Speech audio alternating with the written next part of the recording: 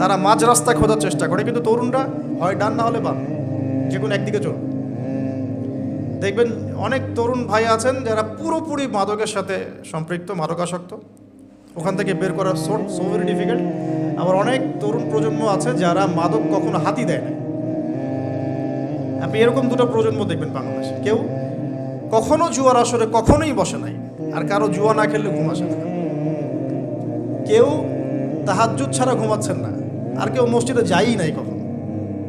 একটা দৈন্যতা আছে, মেরুকরণ আমাদের দেশের তরুণ প্রজন্মের মধ্যে। তবে এটা আমাদের জন্য ভালো সংবাদ যে আলহামদুলিল্লাহ দিন দিন তরুণ প্রজন্মের মধ্যে একটা পরিবর্তন আসছে।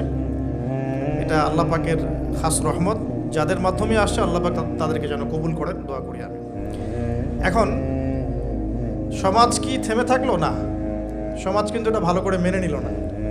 এবার শুরু হলো তাদের প্রতি অত্যাচার, ফিজিক্যাল টর্চার, মেন্টাল টর্চার, অর্থনৈতিক অত্যাচার, কোনো কোনো ক্ষেত্রে পরিবার বের করে দিল। মুসআব বিন উমাইরের জীবনী পড়ে দেখেন, ওসমান বিন আফফান রাদিয়াল্লাহু আনহুর জীবনী পড়ে দেখেন, জাফর ইবনে আবি তালেবেরটা পড়েন, আলী ইবনে আবি তালেবের জীবনী পড়েন দেখেন, বেলাল ইবনে রাবাহ তার জীবনী পড়ে দেখেন, সুমাইয়া রাদিয়াল্লাহু আনহারটা পড়েন, খাব্বাব রাদিয়াল্লাহু আনহুরটা পড়েন, তারপরে ইয়াসির পরিবারেরটা পড়েন। হ্যাঁ, মানে আসলে সাহাবীদের মধ্যে খুব কম সংখ্যক সাহাবী এমন ছিলেন যাদেরকে কোনো রকম নির্যাতন ফেস করতে হয় না। এরপরেও দাওয়াত থেমে যায় নাই, দাওয়াত চলতে লাগলো। কারা অপোজিশনে ছিল? আবু জেহেল, আবু লাহাব, উতবা, শাইবা, রবিআ, সাআদাতু কুরাইশ, অর্থাৎ কুরাইশদের সর্দার যারা। তারা কি আল্লাহকে বিশ্বাস করতো না? উত্তর হ্যাঁ করতো। হ্যাঁ, তারা আল্লাহকে বিশ্বাস করতো, ইভেন তারা হজও করতো। তখন হজমরাও ছিল বিকৃত। তারা আল্লাহকে বিশ্বাস করতো, আল্লাহর জন্য নজর মানত করতো, কুরবানি করতো, সবই করতো। তাহলে সমস্যা কোথায় ছিল? সমস্যা এখানে ছিল যে তারা কোরআন এবং হাদিস কেন্দ্রিক ইসলামটাকে সামগ্রিক জীবনে বাস্তবায়ন করতো না। তারা আল্লাহকে বিশ্বাস করতো, আল্লাহর দাসত্ব করতো না। আল্লাহ বলতে একজন আছেন, উপরওয়ালা একজন আছেন, এটা তারা বিশ্বাস করতো, কিন্তু তারা বাস্তবে এটাকে আমল করে দেখাতো না, দাসত্বটা করতো না। এখন এই বিষয়গুলো যখন চলতে লাগলো, এক পর্যায়ে নবী সাল্লাল্লাহু আলাইহি ওয়াসাল্লাম সাহাবীদেরকে আবিসিনিয়ায় চলে যেতে বলেছেন যখন নির্যাতন বাড়তে লাগলো। আবিসিনিয়া কোন জায়গা? এখন জিওপলিটিক্স তো আপনারা পড়েন, জানি আমি। এখনকার ইথিওপিয়া না, ইরিত্রিয়া, এখনকার ইরিত্রিয়া। এই জায়গায় একজন বাদশা ছিলেন, তার নাম বাদশাহ নাজাশী। বাদশাহ নাজাশী, তো এই বাদশাহ নাজাশী ছিলেন একজন খ্রিস্টান শাসক। তিনি একজন ভালো খ্রিস্টান ছিলেন এবং নবী ঈসা আলাইহিস সালামকে তিনি ফলো করতেন। তিনি সাহাবীদেরকে আশ্রয় দিয়েছেন, আলহামদুলিল্লাহ। এটা আল্লাহ পাকের পরিকল্পনা ছিল। এখানে তারা কোনো সমস্যা ফেস করেন নাই। 2 দফা সাহাবীরা সেখানে হিজরত করেছেন। নবী সাল্লাল্লাহু আলাইহি ওয়াসাল্লাম বলেছিলেন সেখানে একজন এমন রাজা আছেন যিনি, যার রাজ্যে কেউ জুলুমের শিকার হয় না। তো এদিকে মক্কার অবস্থা খারাপ হতে লাগলো, আবিসিনিয়ায় হিজরত হলো। এই সময়টুকুর মধ্যে আল্লাহ পাক আরও কিছু যুবককে ইসলাম কবুলের সৌভাগ্য দিলেন। তার মধ্যে অন্যতম একজন হচ্ছেন হামজা রাদিয়াল্লাহু আনহু, যার নাম আপনারা জানেন। জাস্ট আজকে বাসায় গিয়ে তার জীবনীটা পড়ে দেখবেন কীভাবে তিনি ইসলাম কবুল করলেন। আমি সেগুলো বলতে যাচ্ছি না, অন্য লেকচারগুলোতে বলেছিলাম। আরেকজন হচ্ছেন ওমর ইবনুল খাত্তাব। ওমর ইবনুল খাত্তাব, তার ব্যাপারে শুধু এতটুকু বলবো, তিনি ইসলাম কবুল করে যখন কাবা ঘরের সামনে গিয়েছেন তাকে মানুষ মারা শুরু করেছে। তো তখন তাকে একজন পরামর্শ দিচ্ছিল যে তুমি কি আফালা কুনতা কাতামত, তাকে বলা হচ্ছে তুমি কি তোমার ইসলাম কবুলের বিষয়টা গোপন রাখতে পারতে না? যেমন আমরা বলি হিকমা অবলম্বন করতে পারতে না? তো তিনি বলেছিলেন যে লাউ ফাররাকানাল হাক্কা মিনাল বাতিল কামা ফাররাকাল্লাহু বাইনাল লাইলি ওয়ান নাহার। তিনি বলছিলেন যে আমি আল্লাহর কসম করে বলছি, আমি অবশ্যই সত্য আর মিথ্যাকে আলাদা করে দিব, ঠিক যেভাবে আল্লাহ পাক রাত থেকে দিনকে আলাদা করে দেন। এরপর তার নাম হয়েছে আল ফারুক, মানে পার্থক্যকারী। ওমর আল ফারুক আমরা এই কারণে বলি, ওমর আল ফারুক মানে পার্থক্যকারী। তো এদিকে যুবকদের শক্তির মধ্য দিয়ে আবার নবী সাল্লাল্লাহু আলাইহি ওয়াসাল্লাম স্ট্রং হচ্ছেন, কিন্তু ইসলাম স্ট্রং হচ্ছে। ওদিকে আবিসিনিয়াতেও যুবকরাই, তরুণরাই ওখানে ইসলামের পতাকা নিয়ে গিয়েছেন, সেখানে বসবাস করা শুরু করেছেন। এবার নবী সাল্লাল্লাহু আলাইহি ওয়াসাল্লাম তায়েফে গেলেন, সেখানেও কিছু যুবক ছিল, 3টা বড় বড় যুবকদের মানে কমিউনিটি ছিল, যাদের নেতৃত্ব দিত 3জন বড় নেতা। একজনের নাম আবদে ইয়ালাইল, একজনের নাম ছিল আবদে মাসউদ, আরেকজন হাবিব বিন আমর। এই 3জন ছিল বড় বড় গোত্র নেতা। নবীজি চেয়েছিলেন জিওপলিটিক্যালি যে আমি যদি তায়েফের সাপোর্টটা পেয়ে যাই, তাহলে মক্কার এই যে মানে ওরা যে আমাদের উপরে নির্যাতন করছে, এখান থেকে আমি একটা বড় পলিটিক্যাল অ্যালায়েন্স করতে পারবো তায়েফের সাথে। তায়েফবাসীর তখন ভাগ্যে হেদায়েত ছিল না, আল্লাহ যেভাবে চেয়েছেন। নবী সাল্লাল্লাহু আলাইহি ওয়াসাল্লামকে তারা তো গ্রহণ করেই নাই, বরং রক্তাক্ত করে সেখান থেকে বের করে দিয়েছে। নবী সাল্লাল্লাহু আলাইহি ওয়াসাল্লাম তাদের বিরুদ্ধে কোনো বদদোয়া করেন নাই। বদদোয়া করেছেন? এটাও আমাদের শিখতে হবে। কিছু হলেই যে আমরা মানে খুব কাউন্টার একটা অবস্থা চলে যাই, হ্যাঁ, ঝগড়া করতে থাকি, স্পেশালি ফেসবুকে। স্পেশালি কোথায়? ফেসবুকে। আর এটা আমাদের জীবনের অনেক বড় সময় খেয়ে ফেলে। কিয়ামতের মাঠে আমরা দেখবো যে ফেসবুক কত সময় খেয়েছে। হ্যাঁ, কিয়ামতের মাঠে পরিসংখ্যান যখন দেখা যাবে, তখন বুঝতে পারবো যে ফেসবুক খেয়েছে 2 বছর ইন টোটাল। হ্যাঁ, আমার টেলিভিশন খেয়েছে 2 মাস, আমার ইউটিউব খেয়েছে কত, এরকম 5 মাস। হ্যাঁ, তারপরে অ্যাপস খেয়েছে, গেমস আর অ্যাপস খেয়েছে আমার এরকম 6 মাস। দেখবেন এগুলোই আমাদের জীবনের বড় একটা অংশ খেয়ে ফেলেছে। যদি একজন ব্যক্তি ডেইলি 1 ঘন্টা করে টিভি দেখে বা এইসব জায়গায় সময় কাটায়, তাহলে নিঃসন্দেহে সে 24 ঘন্টায় যদি 1 ঘন্টা করে কাটায়, তাহলে আপনি হিসাব করে দেখেন যে মাসে কত ঘন্টা যায়, বছরে কত ঘন্টা যায়, এবং কতদিনে সে 1 বছর কাটিয়ে ফেলে। অথচ কিয়ামতের দিকে পড়ে আসি, আলামে বারজাখ, যে মৃত্যুর পরের জীবন, এখানে বেশিরভাগ মানুষ একটাই কথা বলবে বা বলছে, এখনো হয়তো আমরা শুনতে পারছি না, বলবে বা হয়তো বলছে, আমরা শুনতে পারছি না। সেটা কি? তারা বলছে, রব্বানা, হে আমাদের রব, আবসরনা, আমরা দেখলাম, পরকাল আমরা দেখেছি, ওয়া সামি'না, আমরা পরকাল শুনেছি, ফারজি'না, আমাদেরকে ফিরিয়ে দিন। কোথায় ফিরিয়ে দিন? দুনিয়ায়। কি করব? না আমাল সলিহান, আমরা সৎ আমল করে আসবো। ইন্না মুকিনুন, আমাদের এখন ইয়াকিন হয়ে গেছে। এই কথাটা কবরবাসী চিৎকার করে এখন হয়তো বলছে অথবা বলবে, আল্লাহু আলাম। আল্লাহ পাক সূরা আলিফ লাম মিম সিজদার মধ্যে আয়াতটা নাযিল করেছেন, রব্বানা, হে আমাদের রব, আবসরনা ওয়া সামি'না ফারজি'না না'মাল সলিহান ইন্না মুকিনুন, হে আমাদের রব, আমরা দেখেছি পরকাল, আমরা শুনেছি, বুঝেছি, মানে ইন্দ্রিয় দিয়ে পরকাল উপলব্ধি করেছি। এখন আমাদেরকে আল্লাহ একটা বারের জন্য আপনি দুনিয়ায় ফিরিয়ে দেন, না'মাল সলিহান, আমরা সৎ আমল করে ফিরে আসবো। আল্লাহ পাক কিয়ামত পর্যন্ত আল্লাহ পাক বলছেন যে সুয়ের ছিদ্র দিয়ে উট যদি বের হতে পারত, তাহলে এই সুযোগটা আল্লাহ দিতেন। সুয়ের ছিদ্র দিয়ে কি উট বের হতে পারবে? অতএব আল্লাহ পাক এই সুযোগটা দিবেন না। সো আমরা এখানে টাইম অনেক ওয়েস্ট করছি। তো দেখুন, যেখানে ছিলাম, তায়েফবাসী এভাবে যখন ফিরিয়ে দিলেন, এরপরে কি হলো? নবী সাল্লাল্লাহু আলাইহি ওয়াসাল্লাম বদদোয়া করলেন না, যে কাজটা আমরা প্রায়ই করে থাকি একে অপরের সাথে, বরং তিনি তায়েফবাসীর জন্য দোয়া করলেন। আর আল্লাহ রাব্বুল আলামিন পাহাড় পর্বত নিয়ন্ত্রণকারী ফেরেশতাকে পাঠিয়েছিলেন, যাদের একটা দাবি ছিল, আপনি যদি চান হে নবী, আমরা তায়েফবাসীকে পিষে ফেলতে পারি। নবী সাল্লাল্লাহু আলাইহি ওয়াসাল্লাম বলেন, না, আমি বরং চাচ্ছি আল্লাহ পাক তাদের ঔরস থেকে এমন প্রজন্ম নিয়ে আসুক, যে প্রজন্ম আল্লাহর ইবাদত করবে, আল্লাহর সাথে কাউকে শরীক করবে না। এখন আপনি তায়েফের রেজাল্টটা দেখেন, তায়েফ কিন্তু এখন ইসলামের ভূমি হয়ে গেছে, আলহামদুলিল্লাহ। এবার নবী সাল্লাল্লাহু আলাইহি ওয়াসাল্লাম মক্কায়, সিচুয়েশনটা তাহলে এখন কেমন? কিছু যুবক সাহাবী ইসলামের নেতৃত্ব দিয়ে আবিসিনিয়ায়, কিছু যুবক সাহাবী মক্কায়। এবার নবী সাল্লাল্লাহু আলাইহি ওয়াসাল্লাম সব দিক থেকে কোণঠাসা।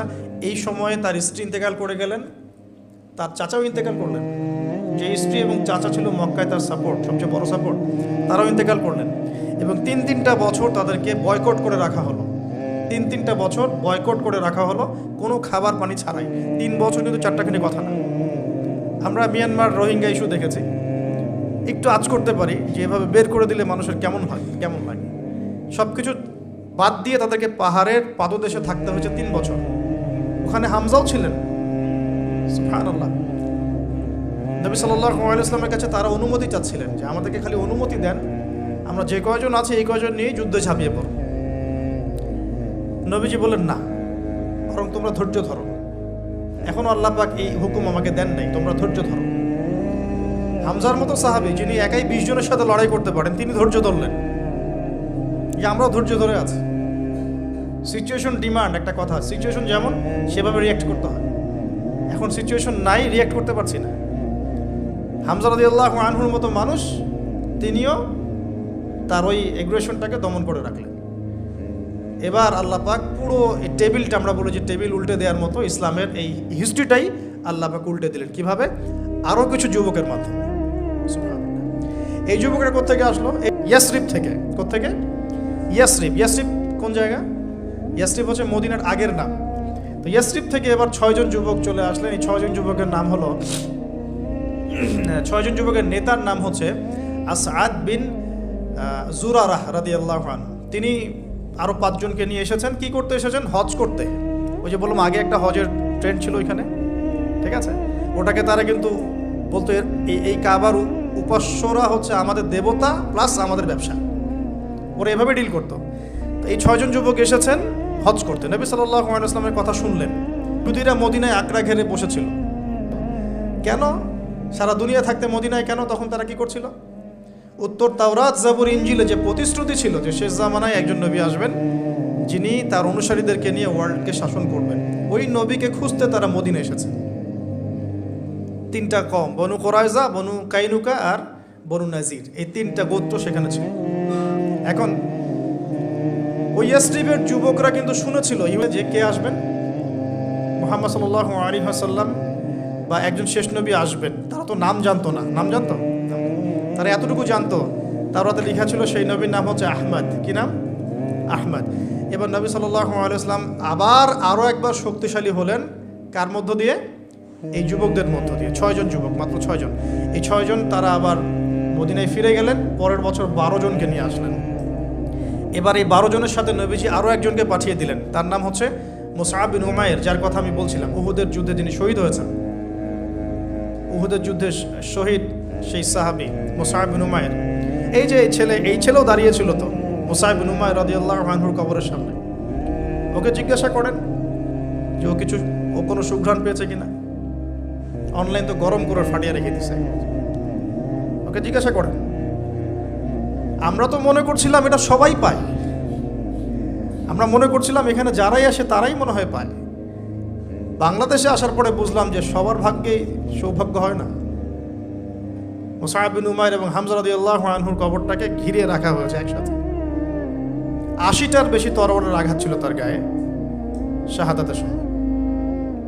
নবী সাল্লাল্লাহু আলাইহি ওয়াসাল্লামের চেহারার সাথে তার চেহারা কিছুটা মিল ছিল।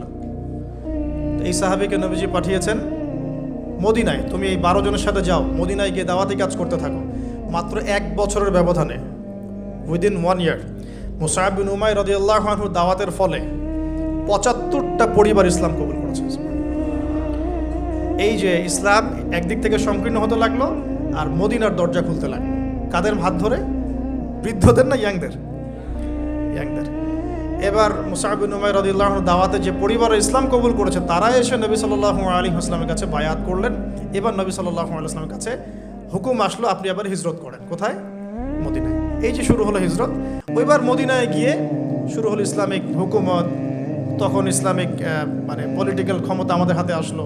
নবী সাল্লাল্লাহু আলাইহি ওয়াসাল্লাম সেখানকার রাষ্ট্রপতি হলেন। মদিনা সনদ তৈরি করা হলো, মসজিদ নববী তৈরি করা হলো, মানে যত রকম রাষ্ট্রীয় ফাংশন সব ওখান থেকে শুরু হলো। এটা হলো ইসলামের পার্ট 2, মানে সিরাতের সেকেন্ড পার্ট। এটাই সবচেয়ে বড় পার্ট, মানে এখানেই সবচেয়ে বড় বড় জিনিসগুলো ঘটেছে। কিন্তু বেস তৈরি হয়েছে কিন্তু প্রথম 13 বছরে। কাদের হাত ধরে? ইয়াংদের হাত ধরে। ইয়াংদের হাত ধরে। এবার এই মদিনাতেই হচ্ছে বদর। এই মাদানী যুগে কি হচ্ছে? বদর। তারপরে হলো উহুদ। তারপরের বছর হলো কি? খন্দক। তারপরে নবী সাল্লাল্লাহু আলাইহি ওয়াসাল্লাম বললেন যে এবার থেকে ওরা আমাদেরকে আর আক্রমণ করবে না, আমরাই এবার থেকে ইসলামকে নিয়ে এগিয়ে যাবো ইনশাআল্লাহ। এরপর থেকে কুরাইশ আর কখনো আক্রমণ করতে পারে নাই। এরপর নবী সাল্লাল্লাহু আলাইহি ওয়াসাল্লাম বিভিন্ন গাজওয়া সারিয়া একটা একটা করে হতে থাকলো। প্রায় 75 থেকে 80টার মতো হয়েছে। আমরা তো এই অংশটা এখন পুরো মাইনাস করে দিয়েছি ইসলাম থেকে, কাট অফ, একদম শেষ। ভুলেও কেউ এই শব্দ ব্যবহার করে ফেললেই তাকে যে চতুর্দিক থেকে যেমন সমালোচনার, গালিগালাজ আর আক্রমণের শিকার হতে হয়। এখন যাই হোক, আল্লাহ রাব্বুল আলামিন এভাবে আস্তে আস্তে আস্তে আস্তে ইসলামকে বিজয় করতে লাগলেন। পররাষ্ট্রনীতি অ্যাপ্লাই হতে লাগলো। মুলকা ফারিসা ওয়া রোম, পারস্য এবং রোমের মতো বড় বড় সাম্রাজ্যের পতন ঘটতে শুরু করলো। ইসলাম পৃথিবীর বুকে শক্তিশালী হওয়া শুরু করলো। হুদাইবিয়ার সন্ধি হলো, উমরা কাজা করলেন। তারপরে নবী সাল্লাল্লাহু আলাইহি ওয়াসাল্লাম 10 বছরের সন্ধিতে আসলেন। এই সন্ধির অল্প কিছুদিনের মধ্যেই প্রায় বিনা যুদ্ধে পুরো মক্কাটা আবার বিজয় করা হয়েছে। কোন মক্কা? যে মক্কা থেকে সাহাবীরা রিফিউজি হয়ে অন্য জায়গায় চলে যেতেন, সেই মক্কা হলো আমাদের। কাদের হাত ধরে ভাই? সবচেয়ে বেশি মানে মেজরিটি কারা ছিলেন? ইয়াংরা না বৃদ্ধরা? তাহলে আমি বলতে চাচ্ছি যে একটা বিগ মানে শর্ট সময়ের মধ্যে একটা বড় হিস্ট্রি বলে ফেললাম সিরাতের। বোঝাতে চাচ্ছি যে সমাজ পরিবর্তন একা একা হয়নি। নবী সাল্লাল্লাহু আলাইহি ওয়াসাল্লাম একা একা করেন নাই। কোরআন এবং সুন্নাহ ব্যতীত সমাজ পরিবর্তন হয়নি, এবং ইয়াংদের ভূমিকা ছাড়াও সমাজ পরিবর্তন হয়নি। আর মাত্র 23 বছরে এই ঘটনাগুলো ঘটেছে। মাত্র 23 বছরে যেই মক্কা থেকে আমরা রিফিউজি হয়ে বের হয়ে গেলাম, সেই মক্কায় আমরা বীর দর্পে ফিরে আসলাম, পুরো জায়গাটা আমাদের হলো। সেখান থেকে কি ইসলাম থেমে গেল? রাসূল সাল্লাল্লাহু আলাইহি ওয়াসাল্লামের ইন্তেকালের পরেও ওখান থেকেই আবার আবু বকর সিদ্দিক রাদিয়াল্লাহু আনহু, তার প্রায় 2-2.5 বছর বলা হয়। ওমর ইবনে খাত্তাব, তারপরে প্রায় অলমোস্ট 10 ইয়ার্স বলা হয়। তারপরে উসমান বিন আফফান, তার প্রায় 12 বছর। আলী রাদিয়াল্লাহু আনহুর এরকম আরও কিছু সময়। এরপরে ক্ষমতা চলে গেল উমাইয়াদের হাতে। মুআবিয়া রাদিয়াল্লাহু আনহু, তিনি প্রায় 20 বছর শাসন করেছেন। উমাইয়ারা শাসন করেছে প্রায় 92 ইয়ার্স, প্রায় 92 বছর। তারপরে আব্বাসীয়রা এসেছে, জাব নদীর যুদ্ধ হয়েছে। এই যুদ্ধে আব্বাসী এবং উমাইয়াদের মধ্যে কনফ্লিক্ট হয়েছে। এই কনফ্লিক্টগুলো নিয়ে আমরা পরে কথা বলছি ইনশাআল্লাহ।